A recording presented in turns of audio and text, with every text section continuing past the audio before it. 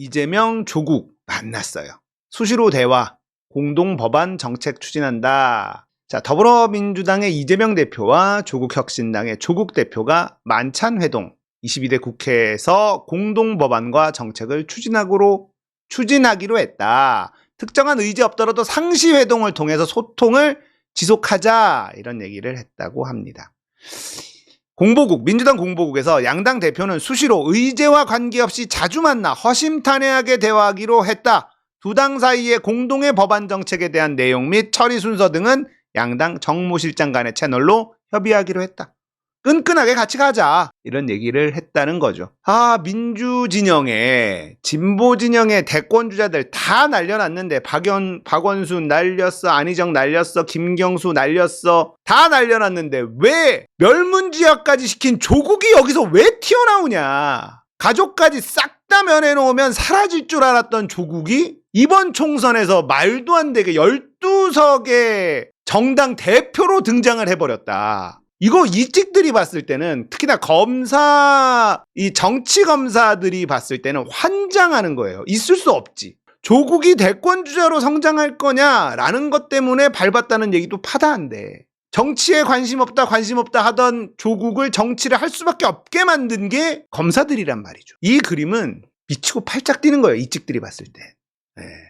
자, 이재명 대표는 우리 사회 개혁에 조국혁신당의 선도적 역할을 당부했고, 조국 대표는 민주당이 수권정당으로서 무거운 책임과 역할을 다해주기 바란다고 말했다. 이재명 대표가 기자들 만나서 어떻게 얘기를 했는지 보겠습니다. 이재명 대표가 먼저 조 대표에게 연락을 했다. 만나자. 평소 잘 알던 분이기도 하고 이런저런 이야기를 나눌 필요가 있어 저녁 한번 하자고 했다. 여기서 이제 갈라치기 세력들이 멘붕이 오는 겁니다. 이재명 대표가 먼저 연락했다는 거죠.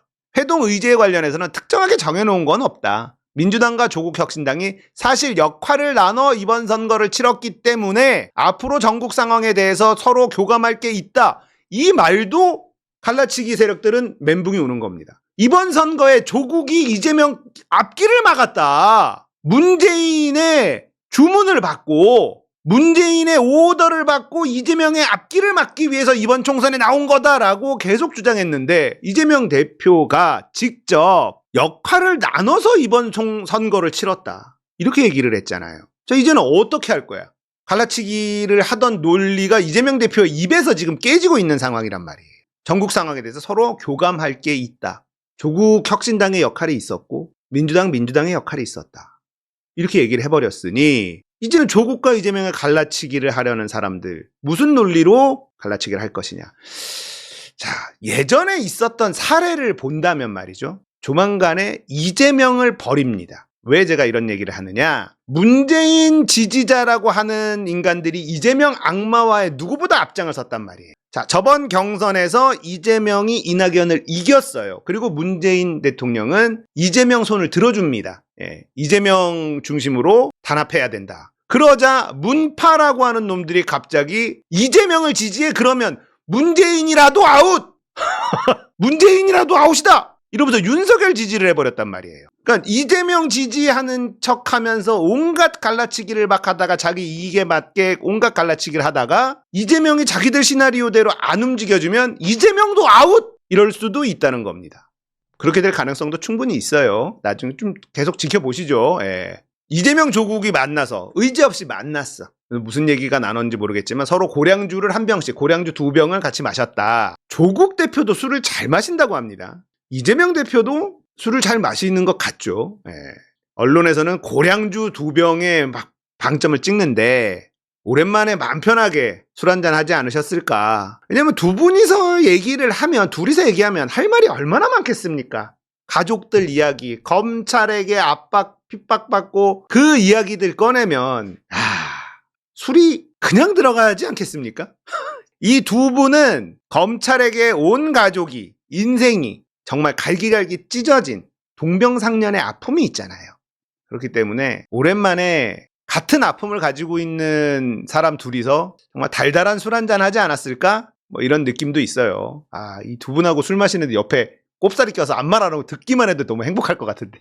술만 홀짝홀짝 마시면서. 아무튼 이재명 대표가 먼저 만나자고 했다. 저는 이게 정말 옳은 판단이라고 생각해요. 조국 대표가 연석회의 한번 합시다라고 했다가 굉장히 안 좋은 여론들, 또 갈라치기 세력들은 그걸 또 받아가지고 이거 봐라. 저는 조국 대표가 만나자고 한 건 그럴 만한 이유와 올바른 동기가 있었다고 생각하지만 결국 남은 건 뭐냐. 조국 네가 뭔데 이재명한테 이래라 저래라 하냐. 이게 남는단 말이에요.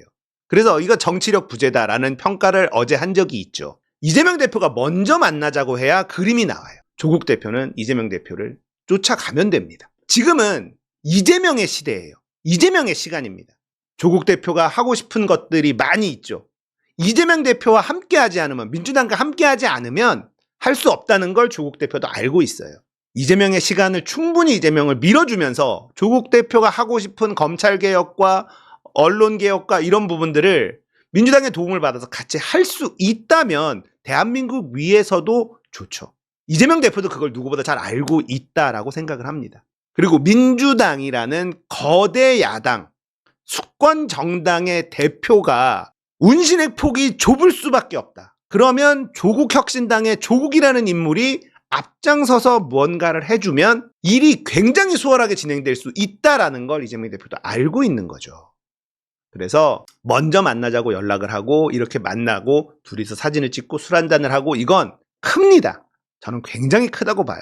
윤석열을 만나기로 하고 그 전에 조국을 만난다. 이런 건 진짜 감각이거든요. 이재명 대표가 이런 감각이, 동물적인 감각이 진짜 좋다. 저는 늘 이런 타이밍마다 참 감탄을 하고는 하는데 확실히 이런 감각이 좋죠. 조국 대표와 둘이서 만났어요. 윤석열하고 만나는 게 먼저 약속이 됐죠. 윤석열이 먼저 전화를 했잖아. 만납시다. 했는데 그래 만나서 무슨 얘기할지 조율 좀 합시다. 실무 협의를 하는데 뭐가 안 돼. 그러자 이재명 대표가 다 접어두고 먼저 윤석열 만날 거다 이렇게 얘기를 했습니다. 그리고 약속도 잡혔죠. 29일에 만난다 용산에서 뭐 이런 얘기가 나왔죠.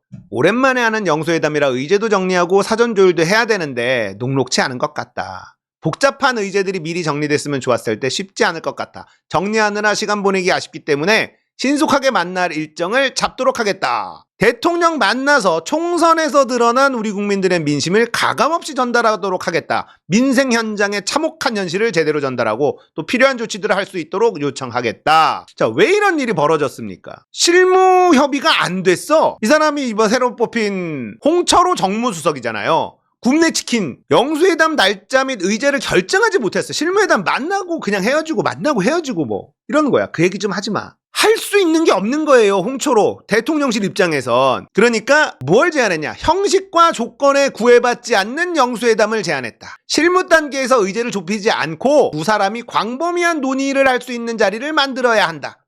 자, 이 얘기는 뭡니까? 아무것도 할 생각이 없다.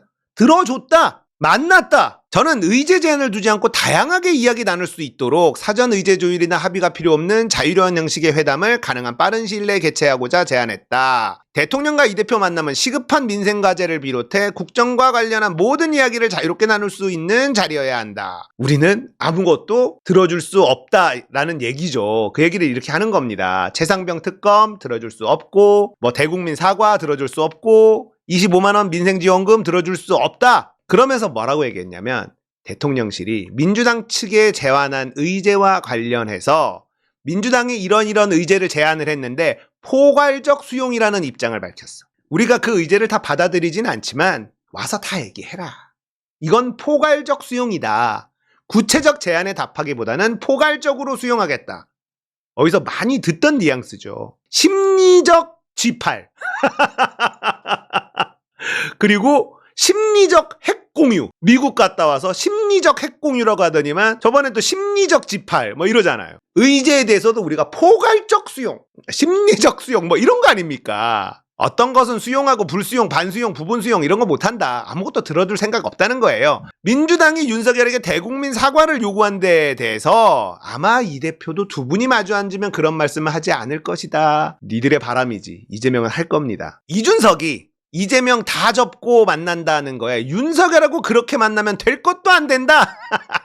누구보다 잘 알지, 이준석은. 누구보다 잘 알지. 맞삼중이라고 불립니다. 조만간에 이제 선거법 위반으로 당선 취소될 거기 때문에 맛만 봤다, 국회의원. 그래서 맞삼중이라는 별명이 붙어 있죠. 예. 이준석이 윤석열과 이재명 대표가 사전 의제 조율 없이 만나기로 한데 그렇게 만나면 될 것도 안 된다. 윤석열하고 협의나 대화할 때 의제를 명확히 설정하고 만나야 한다고 법야권에 이야기 드린다. 법야권 내에서 영수회담 놓고도 최상병 특검에 대한 적극성이 좀 떨어지는 것에 우려를 갖고 있다. 이런 얘기를 하고 그러면서 자기 얘기를 이제 합니다. 영수회담에서 의제를 제대로 설정하지 않고 우선 만나자고 하는 분위기로 흘러가는데 제가 윤석열이랑 여러 번 그런 식으로 만났지만 그렇게 만나면 될 것도 안 됐다. 울산 회동 때 그렇게 만났고 안철수 의원도 그 당시 만나서 종이 쪼가리가 뭐가 중요하냐 나 믿고 해보자고 해서 만났다가 고생한 것을 알고 있다.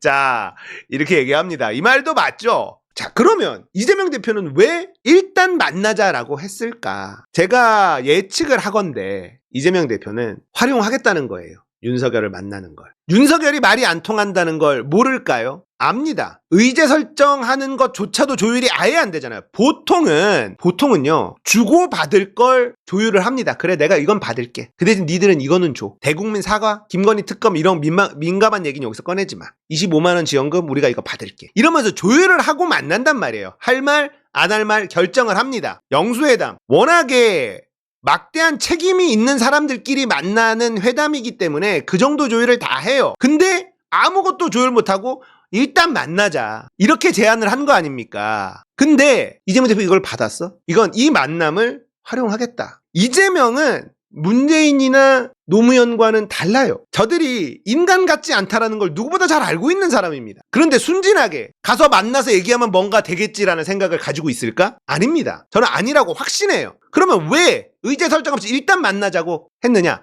다 얘기할 거니까. 다 얘기할 거니. 최상병 특검, 25만원 지원금에 대국민 사과에 뭐 이런 것들 다 얘기할 거거든요. 그리고 나와서 아무것도 된 건 없다. 이런 것들 요구했지만 아무것도 받아들이지 않는다. 윤석열 정권은 바뀐 것이 없다. 이렇게 얘기할 거라고 봅니다, 저는. 이재명이라는 인물은요, 순진한 사람이 아니에요. 믿어봅시다. 저는 이 만남이 다 접어두고 만난다. 이게 윤석열에게 치명타가 될 가능성이 매우 높다라고 봅니다. 지켜보겠습니다.